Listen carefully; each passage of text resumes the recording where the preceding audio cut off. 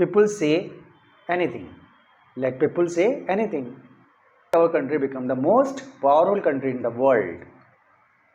Let there not be any dearth of money. Let him not have any complaint against anything. With this work, let me help you with this work. Let him dare to fire me.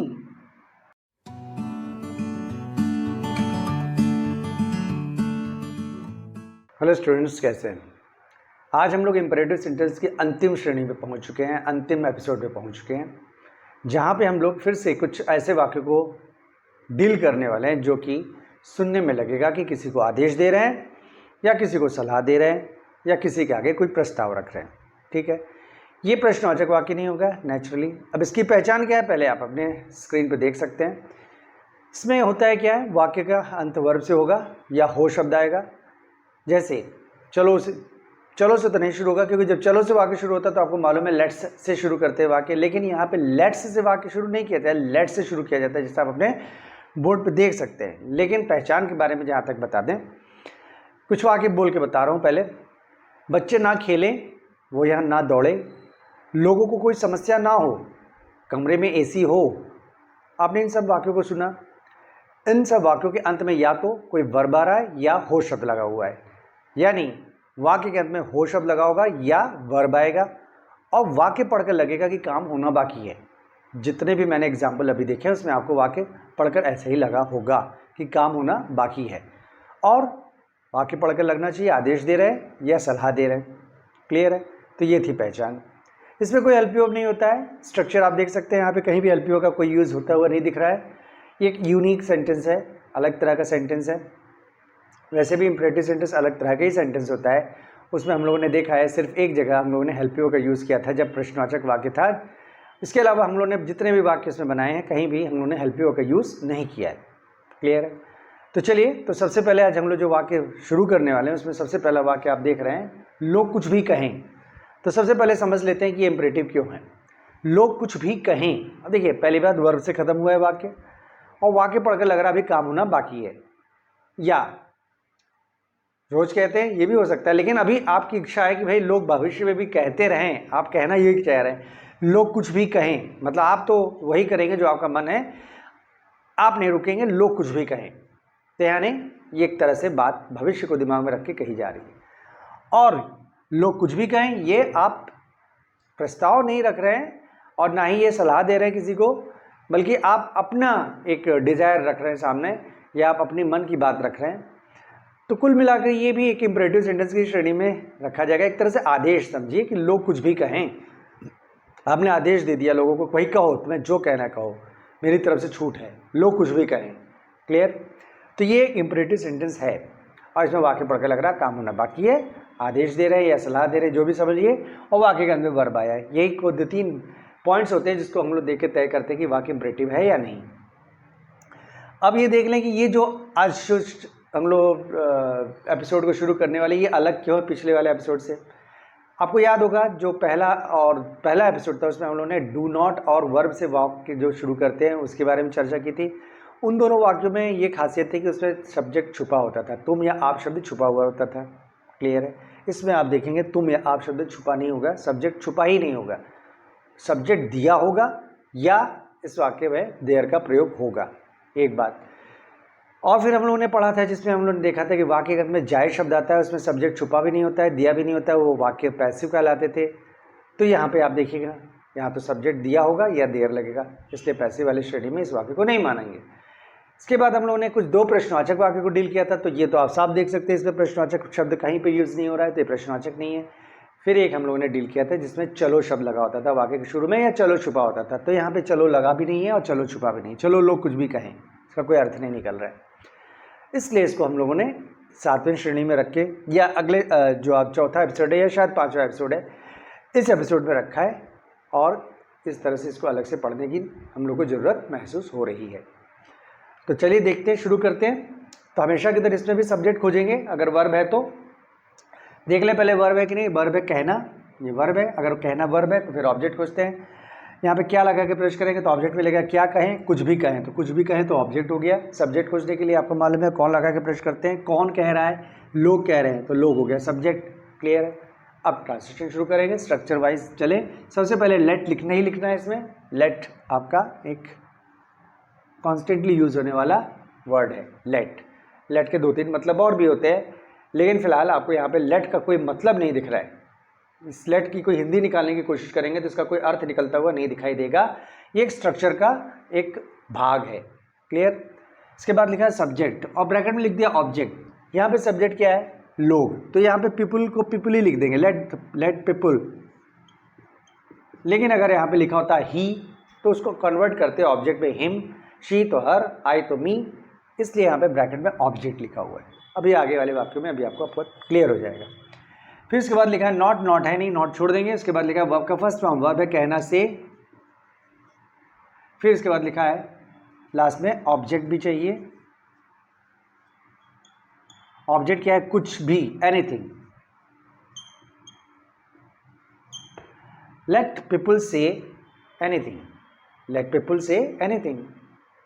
वाक्य है हमारा देश दुनिया का सबसे शक्तिशाली देश बने। ये इम्परेटिव क्यों है? आप एक तरह से अपनी इच्छा व्यक्त कर रहे हैं, अपनी डिजायर को रख रहे हैं सामने, ये भी इम्परेटिव सेंटेंस की एक पहचान है। वाक्य के अंत में वर्ब है बने, और वाक्य पढ़ के लगता है भविष्य के बारे में सोच की बात कर रहे हैं, यानी ये बीती बात नहीं, रोज की बात नहीं, भविष्य के बारे में बात है। और 2 बातें हो गई, इससे क्लियर है कि इम्परेटिव सेंटेंस है। और आज जिस श्रेणी को दिमाग में रख के बात कर रहे हैं उसमें क्या होना चाहिए? उसमें सब्जेक्ट छुपा नहीं होना चाहिए, प्रश्नवाचक नहीं होना चाहिए, पैसिव नहीं होना चाहिए। तो देखिए वाक्य पैसिव नहीं, क्योंकि इसमें सब्जेक्ट दिया हुआ है। कौन बन रहा है? हमारा देश बन रहा है, ये सब्जेक्ट है। प्लस प्रश्नवाचक के कोई शब्द नहीं दिख रहे हैं इसमें, और तुम या आप शब्द छुपा हुआ नहीं दिख रहा है। इसलिए ये पहले जितने भी हम लोगों ने इम्परेटिव सेंटेंस पढ़े उसमें से किसी भी श्रेणी में रख के इसको ट्रांसलेशन नहीं किया जा सकता है। इसके लिए ये जो स्ट्रक्चर है इसी का उपयोग करना है। अब देखें वर्ब है कि नहीं। वर्ब है बने, वर्ब बने, बनना वर्ब है। इसके बाद ऑब्जेक्ट हो जाएंगे। तो किसको बने, किसकी बने, किसका बने, किससे बने, ये सब प्रश्न सुनने में गलत लग रहा है। क्या लगा के प्रश्न करेंगे सही लगेगा? क्या बने? दुनिया का सबसे शक्तिशाली देश। लेकिन ठीक है, चलिए ये ऑब्जेक्ट आपका दुनिया का सबसे शक्तिशाली देश, ये पूरा का पूरा मिला के हो गया आपका ऑब्जेक्ट। क्लियर है? तो ये मान लें यहीं पे हम लिख देते हैं ऑब्जेक्ट। ये पूरा का पूरा दुनिया का सबसे शक्तिशाली देश क्या बने? दुनिया का सबसे शक्तिशाली देश, ये हो गया आपका ऑब्जेक्ट। अब सब्जेक्ट खोज लेते हैं। सब्जेक्ट बनाने के लिए कौन लगा के प्रश्न करेंगे? कौन बन रहा है? तो हमारा देश बन रहा है, ये हो गया आपका सब्जेक्ट।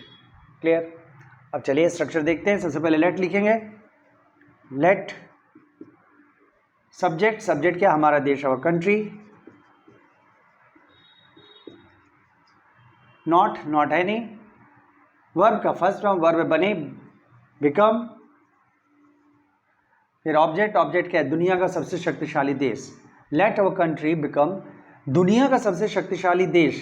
तो देखिए सबसे शक्तिशाली की इंग्लिश होगी द मोस्ट पावरफुल। शक्तिशाली को कहते हैं पावरफुल। सबसे शब्द अगर जुड़ जाए किसी एडजेक्टिव के साथ उसको सुपरलेटिव डिग्री कहते हैं, जिसके बारे में डिटेल हम लोग किसी अगले वीडियो में पढ़ेंगे। तो द मोस्ट पावरफुल हो जाता है अगर सुपरलेटिव डिग्री है। पावरफुल का सुपरलेटिव डिग्री होगा the most powerful. The most powerful country. Let our country become the most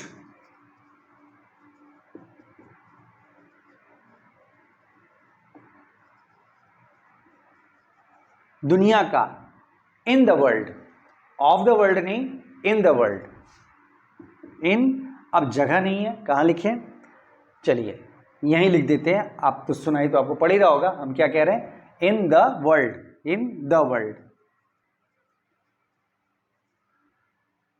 चलिए मैंने सोचा नहीं था वाक्य कितना लंबा बन जाएगा। खैर, let our country become the most powerful country in the world. Let our country become the most powerful country in the world. पैसे की कोई कमी ना हो, पैसे की कोई कमी ना हो, आप एक तरह से आदेश दे रहे हैं या इच्छा व्यक्त कर रहे हैं, इसलिए इम्परेटिव सेंटेंस है। और वाक्य के अंदर में हो आया है, ये पहचान है। वाक्य के अंदर में हो आता है, ये आपको बताया जा चुका है। इम्परेटिव सेंटेंस की पहचान क्या है? लास्ट में हो आएगा या ताहे आएगा या वर्ब आएगा। और वाक्य पढ़ के लगेगा कि भविष्य में कोई बात हो रही है या भविष्य संबंधित कोई इच्छा को व्यक्त किया जा रहा है। ये सब इम्परेटिव सेंटेंस की पहचान होती है। अब देख लें, ये भी इस श्रेणी में क्यों रखेंगे? क्योंकि इसमें देखिएगा तुम या आप शब्द जैसा कोई सब्जेक्ट छुपा नहीं है, प्रश्नवाचक नहीं है, पैसिव नहीं है, क्योंकि वाक्य में कोई वर्ब, इसमें सब्जेक्ट छुपा ही नहीं है। पहली बात, इसमें देर लगने वाला है। क्यों लगने वाला है देखिए, सबसे पहले देख लेते हैं, चेक कर लेते हैं। यहाँ पहचान वाले शब्द हो के पीछे लिखा है कोई कमी, कोई कमी, कोई कमी वर्ब नहीं है, एक्चुअली कोई कमी नहीं, यहाँ पे सच्चाई है कि ये पूरा का पूरा एक शब्द है, पैसे की कोई कमी। जब आप ट्रांसलेशन करेंगे तो पैसे की कोई कमी को एक साथ आप मिलाकर बनाएंगे ट्रांसलेशन, इसलिए इन चारों शब्दों को अलग ना मानते हुए एक शब्द मानेंगे। क्योंकि जब भी आपको प्रश्न करना होता है, जब वर्ब ना हो या वर्ब हो, मेन खासकर जब वर्ब ना हो, पहचान वाले शब्द के पीछे अगर वर्ब ना हो, तो उस समय जब आपको प्रश्न करना होता है सब्जेक्ट खोजने के लिए किसके पास या क्या चीज़ या कौन लगा के प्रश्न करना होता है, तो इस समय ये एहतियात बरतना पड़ता है कि जब आप सब्जेक्ट जो जिस शब्द के पीछे आप कौन या क्या चीज़ किसके पास लगा के प्रश्न करने वाले हैं वो शब्द अकेले है कि उसके साथ कुछ और शब्द जुड़े हुए हैं, ये देखना बहुत ज़रूरी है। नहीं तो आप अक्सर गलत प्रश्न करते हैं और उत्तर आपको गलत मिलता है और ट्रांसलेशन गलत हो जाता है। तो आप देख लीजिए यहाँ पे पूरा का पूरा एक शब्द है, पैसे की कोई कमी, इसकी इंग्लिश होती है any dearth of money, any dearth of money, ये पूरा का पूरा एक शब्द है। जब ट्रांसलेशन करेंगे ये सारे शब्दों को एक साथ रखेंगे, तो इसलिए जब आप किसके पास लगा के प्रश्न करेंगे तो यहाँ पे करेंगे, यहाँ पे नहीं, यहाँ पे नहीं, यहाँ तो बिल्कुल भी नहीं। जो पहचान वाला शब्द है उसके पीछे वाले तो कभी भी कोई भी शब्द लगा के प्रश्न नहीं करते हैं, ये पहली बात दिमाग में हमेशा याद रखिएगा, ठीक है। तो सबसे पहले हम लोग प्रश्न करके देख लेते हैं किसके पास लगा के, क्योंकि ये वर्ब नहीं है, देखिए कमी वर्ब नहीं है। अगर वर्ब नहीं है तो आपको मालूम है ऑब्जेक्ट खोजा जाता नहीं है और सब्जेक्ट खोजने का तरीका थोड़ा बदल जाता है। क्या हो जाता है अगर वर्ब ना हो तो किसके पास लगा के प्रश्न करते हैं, तो किसके पास पैसे की कोई कमी ना हो, यही प्रश्न बनेगा। किसके पास पैसे की कोई कमी ना हो, किसके पास, इस प्रश्न का उत्तर नहीं मिला। जब मालूम है आपको जब किसके पास लगा के प्रश्न का उत्तर नहीं मिलता है तो उस केस में हम लोग हैव का प्रयोग नहीं करते हैं, वर्ब के स्थान पे हैव का प्रयोग नहीं करते हैं और पैसिव का एलपी लगाते हैं, ये मालूम है।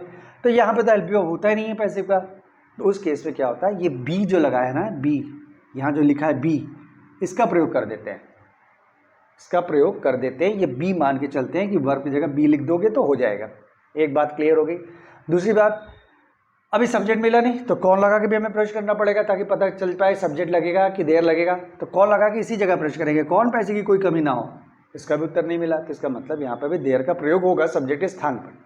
आप पहले वाले वीडियोस में भी देख चुके हैं आप, जब वर्ब नहीं होता है तो हम लोग क्या करते हैं, किसके पास लगा प्रश्न करते हैं, उत्तर मिल जाता है एक्टिव का एलपी लगाते हैं, वर्ब की जगह हैव का प्रयोग करते हैं, और उत्तर ना मिले तो पैसिव का एलपी लगाते हैं, हैव का प्रयोग नहीं करते। तो यहाँ पे भी हम लोगों ने क्या किया, किसके पास लगा प्रश्न किया, उत्तर नहीं मिला तो हम लोग ने हैव का प्रयोग नहीं किया और पैसिव का एलपी लगाया। लेकिन यहाँ पे पैसिव होता नहीं, खाली बी लगा दिया, हो जाएगा, हमारा काम चल जाएगा, क्योंकि एलपीओ का पहला भाग इसमें नहीं है।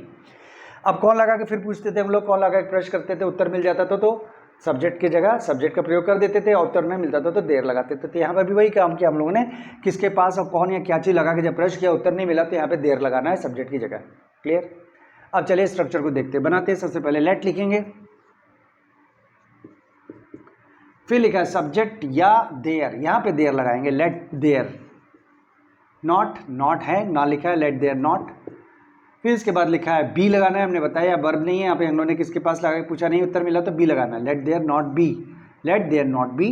फिर इसके बाद ऑब्जेक्ट इस वाक्य में मिलेगा नहीं, तो जो बचा अब उसको पीछे से बनाना शुरू कर देंगे। तो यहाँ बचा क्या, पैसे की कोई कमी, तो इसकी इंग्लिश हमने पहले बताया, अगर की लगा होगा, दो संज्ञा के बीच में अगर की शब्द लगा हो तो की के बाद वाला, की के पहले वाला शब्द अगर सजीव संज्ञा ना हो, निर्जीव हो, तो की के बाद वाले शब्द की इंग्लिश पहले बना लेते हैं।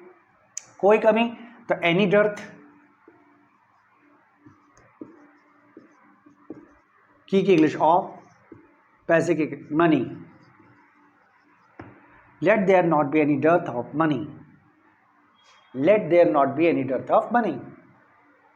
उसे किसी भी चीज के खिलाफ कोई शिकायत ना हो, आप आदेश दे रहे हैं, ये एकदम क्लियर कट आदेश दे रहे हैं, क्योंकि भाई कोई आया है और आप सोच रहे हो वो अगर इंस्पेक्शन करे तो कोई शिकायत ना निकले, तो आप अपने स्टाफ को या जो भी वहाँ पे उपस्थित लोग हैं उनको आप एक तरह से आदेश दे रहे हैं कि भाई देखो उसे किसी भी चीज़ के खिलाफ कोई शिकायत ना हो, ये आपकी चेतावनी है, आपकी वार्निंग है, आप एक तरह से आदेश दे रहे हैं, इसलिए ये इंपरेटिव सेंटेंस है। अब देख लेते हैं, सबसे पहले हो के पहले क्या लिखा है, शिकायत। शिकायत शब्द वर्ब नहीं है, वर्ब नहीं है तो आपको मालूम है ऑब्जेक्ट नहीं खोजते, सीधे सब्जेक्ट खोजते हैं, और सब्जेक्ट खोजने के लिए किसके पास लगा के प्रश्न करते हैं, किसके पास शिकायत है, तो उत्तर मिला उसे, क्योंकि उसे उसके पास है तो उसे, तो ये हो गया आपका सब्जेक्ट। आपको मालूम है जब किसके पास लगा के प्रश्न करते हैं उत्तर मिल जाता है तो आपको एक्टिव का एलपी लगाना होता है। फिलहाल यहाँ तो एक्टिव का एलपी लगना ही नहीं है, इसको छोड़िए। लेकिन एक मुद्दा क्या है, सबसे इम्पोर्टेंट वो है कि हैव लगेगा यहाँ पे। जब आप किसके पास लगा के प्रश्न करते हैं उत्तर मिल जाए तो वर्ब के स्थान पर हैव का प्रयोग करना है। क्लियर। अब चलिए शुरू करते हैं। सबसे पहले सब्जेक्ट लेट, लेट लगा देंगे, फिर सब्जेक्ट, सब्जेक्ट की जगह ही, लेकिन यहाँ पे लिखा है ऑब्जेक्ट, ब्रैकेट में लिखा है, इसका मतलब ये हुआ कि ही को हिम में बदल के लिखना पड़ेगा। Let him. उसके बाद नॉट लिख देंगे। उसके बाद वर्ब या बी या हैव, यहाँ पे हैव लगाना है क्योंकि अभी आपने देखा किसके पास लगा के प्रश्न किया तो उत्तर मिल गया था। इसके बाद ऑब्जेक्ट इसमें होता नहीं, तो जो बचा रह जाता है बस पीछे से बनाना शुरू कर देते हैं। क्या बचा रह गया? कोई शिकायत, any complaint. Let him not have any complaint. फिर क्या बचा रह गया? के खिलाफ, अगेंस्ट। फिर क्या बचा रह गया? किसी भी चीज, anything. Let him not have any complaint against anything. Let him not have any complaint. में मदद कर देता हूं, मैं आपकी इस मांग में मदद कर देता हूं। ये एक तरह से आप प्रस्ताव रख रहे हैं सामने वाले के पास, सामने वाले को कह रहे हैं कि भाई घबराइए मत, मैं कर देता हूँ, आप मत करिए, मैं कर देता हूँ। जैसे कभी कभी होता है कि मान लीजिए आप रेल से यात्रा कर रहे हैं और कोई बुजुर्ग व्यक्ति है और वो बैग अपना एडजस्ट करने की कोशिश कर रहा है, तो आप बोलते हैं ना मैं रख देता हूँ, घबराइए मत, मैं रख देता हूँ।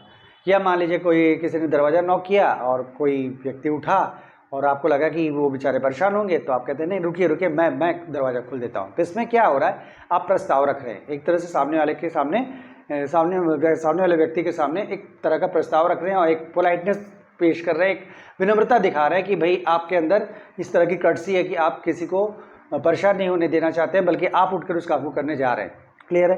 तो इस तरह के वाक्यों को भी हम लोग इसी श्रेणी में रख के ट्रांसलेट करते हैं। ठीक है, तो इसमें भी सबसे पहले देख लें क्या है, वर्ब क्या है। हालांकि वाक्य का अंत ताहू शब्द से हुआ है, आप कंफ्यूज मत हो जाइएगा। ताहू देखते ही आपको लगेगा कि ये प्रेजेंट डेफिनेट है। प्रेजेंट इंडेफिनिट वाले वाक्य को अच्छी तरह से दिमाग में रख लीजिए। प्रेजेंट डेफिनिट वाले वाक्य वो होते हैं जिसमें कोई भी काम रेगुलर बेसिस पे होता है, जिसपे किसी आदत को प्रकट कर रहा होता है या रोज कोई काम हो रहा है उसको प्रकट करने वाले वाक्य को ही हम लोग प्रेजेंट डेफिनिट कहते हैं। अब आप बोले मैं मदद कर देता हूँ, तो इसका ये मतलब नहीं निकला कि आप रोज मदद करते हैं, बल्कि अभी करने जा रहे हैं। ठीक है, तो ये प्रस्ताव रख रहे हैं और अभी करने जा रहे हैं, इसलिए प्रेजेंट डेफिनिट नहीं है, ये भी इंपरेटिव सेंटेंस ही है। क्लियर है? थोड़ा डिफरेंट टाइप का सेंटेंस है। इस तरह के सेंटेंस आप रेयरली यूज़ करते हैं, कभी कदार ही सुनने को आपको मिलता है। तो पहले देख लेते हैं वर्ब क्या है। वर्ब है देता हूँ। मदद कर देना, मदद कर देना पूरा का पूरा एक शब्द है। मदद कर देना का मतलब ये मत समझ लीजिए कि यहाँ पे देना अलग से शब्द है, मदद करना अलग से शब्द है। मदद कर देना पूरा का पूरा एक शब्द है जिसको कहेंगे हेल्प। ठीक, अब देखें ऑब्जेक्ट क्या है, किसकी आप मदद कर रहे हैं, किसकी लगाएंगे तो ऑब्जेक्ट मिलेगा, किसकी मदद कर रहे हैं उसका आपकी, तो ये हो गया आपका ऑब्जेक्ट। फिर सब्जेक्ट खोजेंगे, सब्जेक्ट खोजने के लिए कौन लगा के प्रश्न कर रहा है, कौन मदद कर रहा है, मैं हो गया सब्जेक्ट। सब्जेक्ट मिल गया। अब ट्रांसलेट शुरू करें। सबसे पहले लेट लिखेंगे, फिर लिखा है सब्जेक्ट। सब्जेक्ट क्या, मैं, तो यहाँ पे आई का हो जाएगा मी, क्योंकि आपको मालूम है सब्जेक्ट को ऑब्जेक्ट में कन्वर्ट कर देते हैं। तो लेट मी, इसके बाद नॉट है नहीं, उसके बाद वर्ब का फर्स्ट फॉर्म, वर्ब क्या, मदद करना, हेल्प। इसके बाद ऑब्जेक्ट, ऑब्जेक्ट क्या, आपकी, you, let me help you. अब जो बचा रह गया पीछे से बना देंगे, क्या बचा रह गया इस काम में, तो यहाँ पे मेक इंग्लिश हो जाएगी विथ, इन नहीं, विथ दिस वर्ड। ये सब स्ट्रक्चर है। कुछ डेफिनेट प्रीपोजिशन होते हैं जो फिक्स्ड प्रीपोजिशन कहलाते हैं, वो वर्ब के साथ आते हैं। ये जब आप वोकेबुलरी का जब हम लोग कुछ शुरू करेंगे कुछ एपिसोड्स, तो उसमें आपको और क्लैरिटी मिलेगी। अभी फिलहाल तो आपको जो कह रहे हैं वो समझ लीजिए और उसको लिख लीजिए। तो let me help you with this work, let me help you with this work. वह मुझे नौकरी से निकाल कर तो दिखलाए। अब बोलेंगे ये क्यों इस तरह के वाक्य की श्रेणी में इसको क्यों रख रहे हैं। देखिए वाक्य का वर्ब से हुआ है, क्लियर है, और वाक्य पढ़कर लगता है काम होना बाकी है, एक बात। और ये लग रहा है कि आप धमकी दे रहे हैं किसी को या चुनौती दे रहे हैं किसी को। वो मुझे नौकरी से निकाल कर तो दिखलाए, या आप चुनौती दे रहे हैं। तो ये बात याद रखिएगा, अगर चुनौती प्रकट कर रहे हैं और वाक्य का अंत वर्ब से हो रहा है, तो इस केस में भी इसी स्ट्रक्चर का प्रयोग करते हुए आप इस वाक्य को ट्रांसलेट करेंगे। ये बहुत ही यूजफुल स्ट्रक्चर है। ठीक है, आपने देखा इसका कितने वेरिएशंस हो गए। तो यहाँ पर भी आप देखिए, पहले दिखलाए जो लिखा है वर्ब है, निकाल कर तो दिखलाए। तो ये जो देख रहे दिखलाए जो शब्द है, ये यहाँ पर दिखलाए का मतलब निकल रहा है साहस करे। एक्चुअली होना मतलब इसका मतलब ये निकला वह मुझे नौकरी से निकालने के साहस तो करे, साहस तो करे। तो साहस तो करे ना लिख के यहाँ पे लिखा है दिखलाए। तो इस दिखलाए का मतलब हुआ डेयर, DARE। तो इसको आप शो शब्द का प्रयोग करके नहीं बनाएंगे। चलिए अब ऑब्जेक्ट खोजते हैं। किसको नौकरी से निकाल रहा है, मुझे। ठीक है, यह साहस कौन कर रहा है, वह। ये सब्जेक्ट हो गया। चलिए सब्जेक्ट हो गया, यहाँ से शुरू करते हैं। सब्जेक्ट है, यहाँ से शुरू करते हैं। सबसे पहले लेट लिख लेते हैं, लेट। इसके बाद सब्जेक्ट की जगह ही है तो ही का हिम कर देंगे, लेट हिम। उसके बाद नॉट नहीं है, उसके बाद वर्ब का फर्स्ट फॉर्म। तो वर्ब है जो दिखलाए, हमने कहा इसकी इंग्लिश हो जाएगी डेयर, लेट हिम डेयर, ठीक। उसके बाद ऑब्जेक्ट है नहीं, तो अब जो बचा रह गया बस पीछे से बनाना शुरू करेंगे। क्या बचा रह गया? निकाल कर, नौकरी से निकाल कर। तो जो नौकरी से निकालना की इंग्लिश है उसको हम लोगों ने पहले भी चर्चा किया है, बूट आउट भी कहते हैं उसको, फायर भी कहते हैं, ठीक। तो चलिए यहाँ पे फायर का यूज़ करेंगे, लेकिन उसके पहले टू लगाना पड़ेगा क्योंकि दूसरा वर्ब आ गया। Let him dare to fire, fire ये वर्ब है। और जब भी आप वर्ब का यूज़ करेंगे उसके बाद फिर से ऑब्जेक्ट खोजना ही पड़ता है, चाहे 10 बार आप वर्ब का यूज़ करें, हर बार आपको जिस वर्ब को यूज़ कर रहे हो उसके तुरंत बाद कोई ऑब्जेक्ट है क्या उसको देखना पड़ता है। तो इसका ऑब्जेक्ट खोजेंगे तो नौकरी से निकालना शब्द के पीछे लगा के, किसको नौकरी से निकाल रहा है? मुझे। तो ये है आपका ऑब्जेक्ट इस वर्ब का। तो इसकी इंग्लिश इसके बगल में लिखेंगे let him dare to fire me, let him dare to fire me. तो आपने देखा कितने इंटरेस्टिंग कुछ सेंटेंसेस हम लोग ने आज डील किए। इस तरह से हम लोग आज समापन करते हैं इंपरेटिव सेंटेंस की श्रेणी का। अब कुछ नया पढ़ेंगे अगले एपिसोड में, तब तक के लिए जय हिंद।